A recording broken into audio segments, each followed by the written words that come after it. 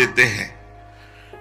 उपासक अपने नाम का पहले समर्पण कर दे, अपने नाम रोशन की बात न रहे और अपने शरीर को समर्पित कर दे। जैसे भगवान, बहुत आनंद। ये भोगी पुरुष क्या जाने वैराग्य में क्या आनंद है।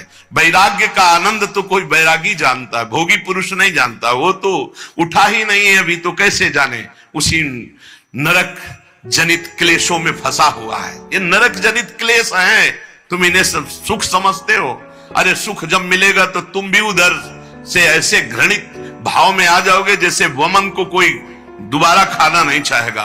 रमा बिलास राम अनुरागी, तजत बमन जिम जन बड़भागी। बड़भागी जनों को जो भगवान के भजन में मस्त हुए, उनको दिखाई दिया ये सारे भोग वमन के समान, विष के समान, विष्ठावत मलवत त्याग कर दिया बड़े बड़े वैभव भोगों को, क्योंकि स्वाप्निक है, न थे न आए न रहेंगे, ये भास रहे हैं बीच में। आगे जो सिर्फ भगवान का स्वयं दास है और किसी का दास नहीं बनता, और जो न किसी को अपना दास बनाता है, वो इस मार्ग में बहुत जल्दी परिपक्व हो जाता है। इसका राज है, हम सिर्फ भगवान के दास हैं। किसी व्यक्ति, वस्तु, भोग, विलासिता, पद, प्रतिष्ठा, इन सब के दास नहीं, सिर्फ भगवत दास। इसीलिए गुरुजी ने नाम दिया, अपनी ठसक रखना चाहिए। हम किसी को दास बना नहीं सकते, क्योंकि दास को फिर दास बनाने का अधिकार नहीं रहता, वो खुद दास है। सेवक सुख चा, मान भिखारी, व्यसनी धन, शुभ गति बेविचारी। हम सेवक हैं, सबसे सेवक धर्म कठोरा, हम प्रियालाल के सेवक हैं। तो फिर और जो अनुगामी हैं वो सब श्री जी की सेवा में है, श्री जी की सहचर्या है। हम इनके दास हैं। जो हमारे को प्रेरणा होगी, इनको बोलेंगे ऐसे श्री जी की सेवा करो। हमारे दास नहीं, हम तो दास प्रिया प्रीतम के। ना किसी को दास बनाता है, ना किसी का दास बनता है, सिर्फ अपने आराध्य देव की दासता में मगन रहता है। वह बहुत जल्दी सिद्ध भगवत दास हो जाता है। भगवान का दास किसी अन्य को अपना दास मान ही नहीं सकता। ये प्रभु के जन है, हमारा कोई संबंध नहीं, हमारा प्रभु से संबंध है। एकमात्र मेरे तो गिरधर गोपाल, दूसरों न कोई। साधन वो है जो जगत प्रपंच से हटाकर भगवान में लगा दे, और असाधन वो है जो भगवान से हटा के जगत प्रपंच में लगा दे। बड़ा सूक्ष्म रूप से साधना की परिभाषा आप समझ लीजिए।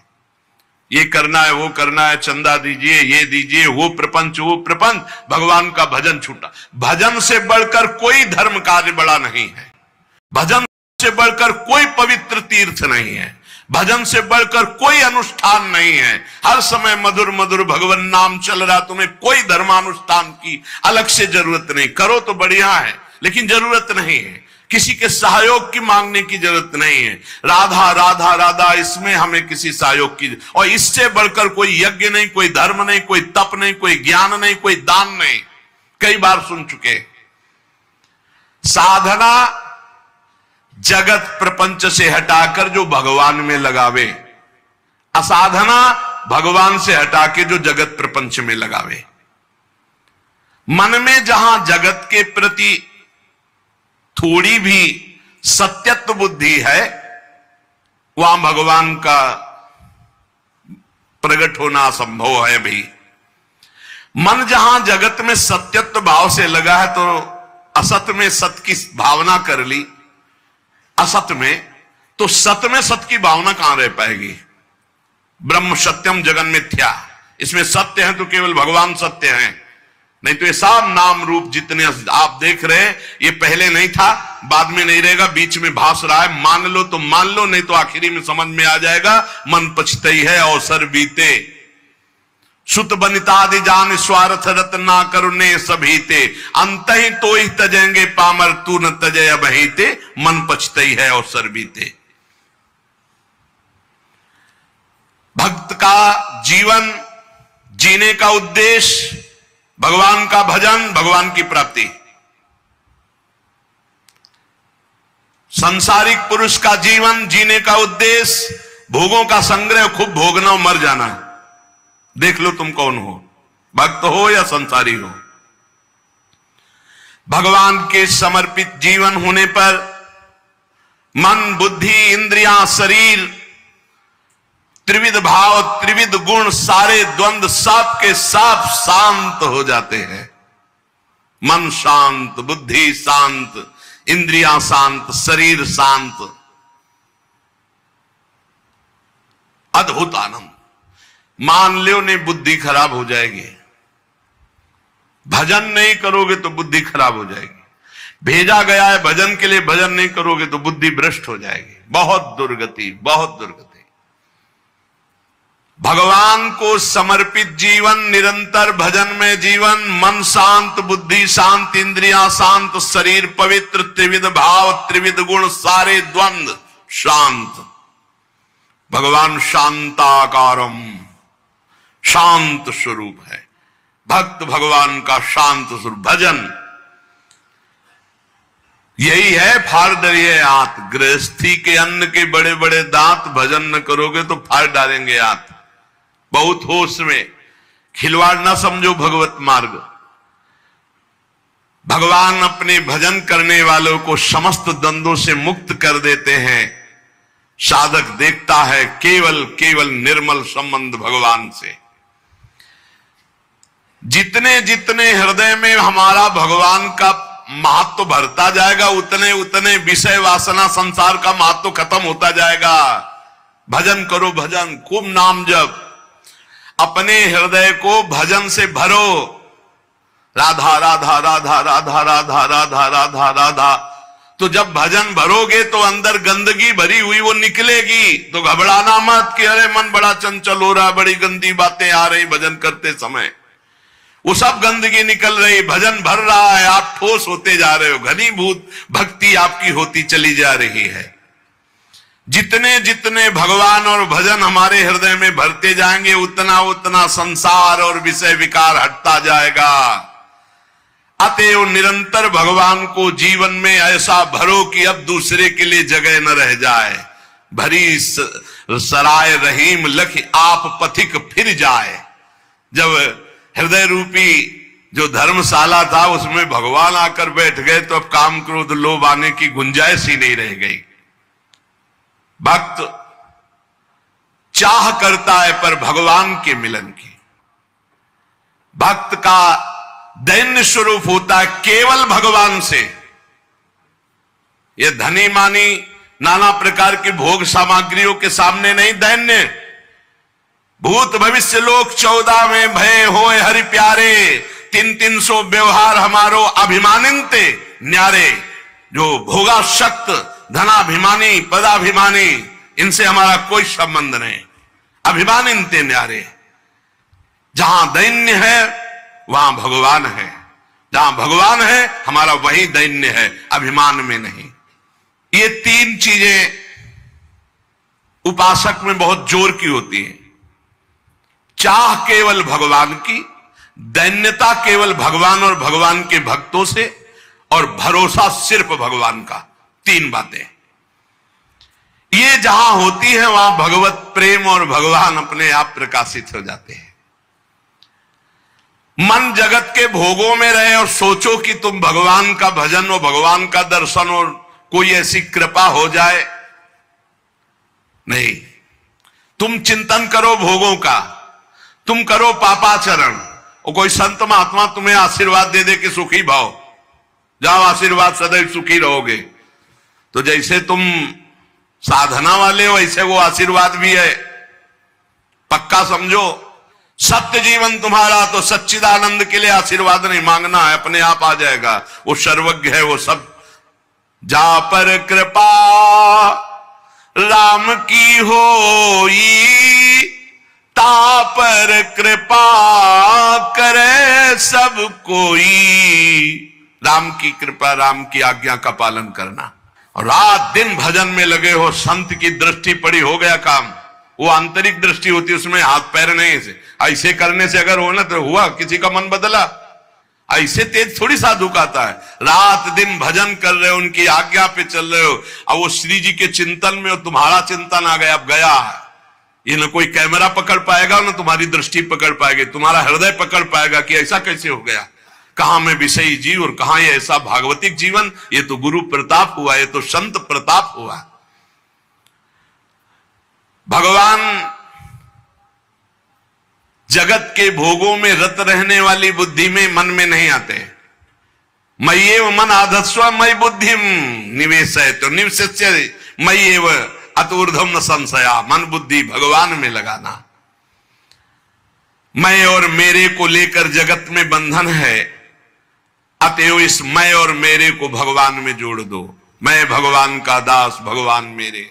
बड़ा आनंद का विषय है ये, बिल्कुल अमृतमय शब्द है। अगर भाई सत्संग के पकड़ लियो तो एकदम शुद्ध मार्ग है जो सीधे भगवान से मिलाता है। भगवान का प्रेमी भक्त भगवान से एक क्षण भी पृथक नहीं रह सकता। वो भगवान के सुमिरन में मगन रहता है। अगर भगवान कह दे कि भजन छोड़ दो, हम दर्शन देने आ रहे, तो वो कह देगा कि हमें जरूरत नहीं आपके दर्शन की, हम भजन नहीं छोड़ सकते। ऐसा भजन से प्रेम होना चाहिए। जब कोई अशुभ भोगों का संपर्क मन और इंद्रियों से करता है तो भगवान फीके लगने लगते हैं, भोग अच्छे लगने लगते हैं। और जब कोई भजन में मन और इंद्रियों को सब, तो भोग फीके लगते हैं, भगवान अच्छे लगने। अब तुम ये पसंद करो, भगवान को अच्छा पसंद करना चाहते हो या भोगों को अच्छा। तो जैसे कल चर्चा की थी कि उद्देश्य तो बनाते हैं भगवत प्राप्ति का, लेकिन रुचि रखते हैं भोगों की। जब रुचि और उद्देश्य दोनों एक हो जाए और चित्त जा रहा है भोगों के लिए, तो जहां चित्त है उसी की आराधना। तो तुम किसकी आराधना करते हो? भोगों की। चित्त का प्रवाह जहां जा रहा है वही आराधना मानी जाती है। जहां मन जा रहा है वही आराधना मानी जाती है। भगवान की ओर चित्त का प्रवाह तो भगवान की भक्ति, और विषय की ओर चित्त का प्रवाह तो विषय की भक्ति, विषयानंद की प्राप्ति। तो काय काऊं हरि भगत बिन, ये पूरा संसार भक्ति कर रहा है। कोई हरि की भक्ति कर रहा है, कोई हरि जो विषय बले हुए विषयानंद की भक्ति कर रहा है। विषयानंद का परिणाम है दुर्गति, और हरि की भक्ति का परिणाम है सदगति। भगवान को प्राप्त करने की साधना में चित्त को भगवदमय बना देना पड़ता है। केवल भगवान का चिंतन, मुरारी पादार्पित चित्त वृत्ति। कैसी मस्त स्थिति है गोपी जनों की, चित्त की। दही बेचने जा रही हैं, इतना गाढ़ चिंतन प्रभु का है कि स्मृति में तो ये बात है कि मैं दही बेचने जा रही हूं, लेकिन स्मृति गोविंदाकार है, भगवदाकार है। तो कह ले कोई गोविंद ले ले, कोई दामोदर ले ले, कोई माधव ले ले, तो ब्रजवासी जलेगा बलिहार है। देखो कैसी बावरी हो रही।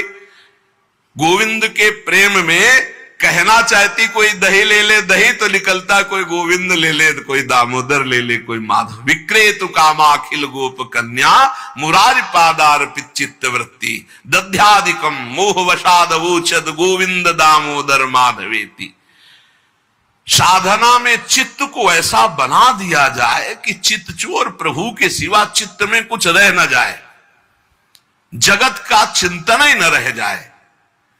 वास्तव में जगत का चिंतन छोड़ना नहीं होता, भगवान का चिंतन पकड़ना होता कि जगत अपने आप छूट जाता है। इसकी सत्ता ही नहीं, ना असतो विद्यते भाव, ना भाव विद्यते सत्ता। इस असत की सत्ता ही नहीं, अपने आप खत्म हो जाती है। जैसे अंधेरे में, मकान में अंधेरा हटाना है तो अंधेरा हटाने का प्रयास नहीं किया जाता, दीपक जलाने का प्रयास किया जाता है। दीपक जला दो, अंधेरा अपने आप हट गया। तो भजन करने का प्रयास करो, संसार अपने आप छूट जाएगा, संसार का चिंतन छूट जाएगा। जो जगत का चिंतन करता है उसके चित्त में जगत रहता है, तो भगवदानंद का स्पर्श नहीं होता, तो भोगानंद उसको परास्त करते रहते हैं। पूरा जीवन निकल जाता, कुछ हाथ नहीं लगता। बहुत ध्यान देने का विषय, पूरा जीवन निकल जाता है और अपने को साधन मार्ग में कहते हैं हमें इतने वर्ष हो गए, कोई लाभ नहीं हुआ। लाभ क्यों नहीं हुआ? क्योंकि बाहरी वेशभूषा तो साधन मार्ग की और चित्त का प्रवाह भोगों में, कैसे आपको लाभ मिले? जगत किसका नाम है? द्वंद का नाम। दुनिया द्वंद, मान अपमान, लाभ हान, सुख दुख, जय पराजय, जन्म मृत्यु, इसी का नाम जगत। परस्पर विरोधी वस्तु भाव परिस्थिति, इसी का नाम जगत है। जैसे मान अपमान, निंदा स्तुति, शुभ अशुभ, मित्र वैरी, अनुकूलता प्रतिकूलता, जय पराजय, ये इसी का नाम जगत है। और जो जगत विजयी होता है उस पर न मान का प्रभाव, ना अपमान का, ना निंदा का, ना स्तुति का, ना जय का, ना पराजय का, ना मित्र का, ना शत्रु का, ना जन्म का, ना मृत्यु का। ये भजन से स्थिति प्राप्त होती है। जब तक द्वंद्वों पर हमारे ऊपर प्रभाव पड़ रहा है द्वंद्वों का, तब तक अभी भजनानंद का अनुभव नहीं हुआ, भगवदानंद का अनुभव नहीं हुआ। बाहर से कुछ भी बने रहो, अंदर से खोखला है। जन्म मृत्यु की परंपरा को बंद करने का समय आ गया है। उठो, जैसे भगवान अर्जुन से कहते हो, उत्तिष्ठ परंतप, गांडीव में प्रत्यंचा चढ़ा और अपने धर्म का पालन कर, मार इनको। ऐसे खड़े हो जाओ। अब बहुत समय हो गया मोह निद्रा में सोते हुए, और सामने शत्रु विराजमान, काम क्रोध लोभ मोह मद मत्सर ईर्ष्या द्वेष, मार इनको। ज्ञान का प्रचंड धनुष लेकर विवेक का बाण संधान कर और मार इनको। ये परमार्थ पथ का पथिक शूरवीर योद्धा है। जन्म मृत्यु की परंपरा को बंद करने का उपाय एकमात्र भगवत चिंतन, संसार का चिंतन निकाल दो। हर समय राधा राधा राधा, हरि हरि कृष्ण कृष्ण, हर समय नाम जप।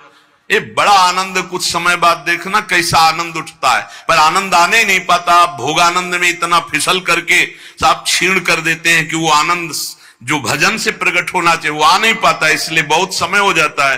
फिर वही रोना धोना बना रहता है, मेरा मन नहीं लगता, ये नहीं होता, वो नहीं होता। अरे एक बार थोड़ी हिम्मत कर। जगत मन से निकला कि तत्काल परमानंद की बाढ़ आ गई। जगत को निकालना है अपने चित्त से, ये स्वयं आपको करना है। बार बार चिंतन, अभ्यास योग युक्तेन चेतसा नान्यगामिना। चित्त में जितने राग हैं, द्वेष हैं, हर्ष है, उद्वेग है, क्रोध है, इन सबको भजन बल से निकालना है। इतना भजन करके अंदर जमा करते रहो, खर्चा मत करो। इतना ठस जाए कि पुलाई रही न जाए, तो ये राग द्वेष हर्ष शोक काम क्रोध, इनका प्रवेश ही बंद हो जाएगा। भजनानंदी की यही कसौटी है कि उसके चित्त का कितनी देर भगवान में स्थित रहना होता है, कितनी देर चिंतन भगवान का, यही कसौटी है। अंदर ही अंदर देखो तुम कितनी देर टिकते हो भगवान पर। भगवान जगत की फसावट वाली वस्तुएं अपने भक्तों को बिना मांगे नहीं देते, ये बात ध्यान रखना।